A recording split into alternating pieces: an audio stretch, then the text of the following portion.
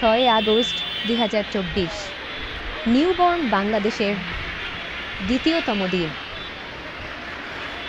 রাস্তায় কোনো traffic police ছিল না। দেশের আইন শৃঙ্খলা রক্ষার্থে সাধারণ শিক্ষার্থী সহ সাধারণ জনগণ প্রত্যেকেই পাশে এসে দাঁড়িয়েছে। খুবই সুশৃঙ্খলভাবে তারা আজ ট্রাফিক পুলিশের ভূমিকা পালন করেছে।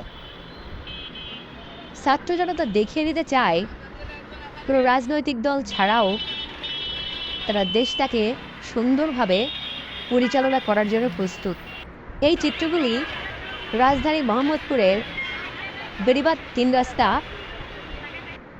Mohammadpur bus stand, Asad Avenue সহ জাতীয় সংসদ ভবনের সামনে অসংখ্য ছাত্র সমাজ স্বেচ্ছাসেবী হিসেবে রাষ্ট্র গড়ার উদ্দেশ্যে তারা কাজ করছে।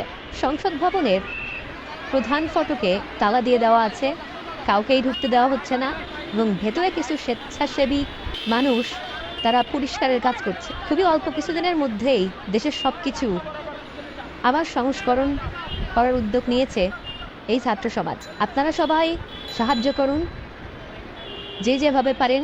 আপনি নিজে স্বেচ্ছাসেবী হয়ে কাজ করতে না পারেন, আপনি তাদের কাজ করতে সহায়তা করুন। আপনি নিজে ট্রাফিক আইন মেনে চলুন, রাস্তাঘাট নোংরা করবেন না, কারোর সাথে ঝগড়া বিবাদে জড়াবেন না, কোথাও কোনো অন্যায় হলে প্রতিবাদ করুন। আপনার দেশকে সামনে এগিয়ে নিয়ে যাওয়ার ভূমিকায় অবশ্যই আপনাকেও থাকতে হবে।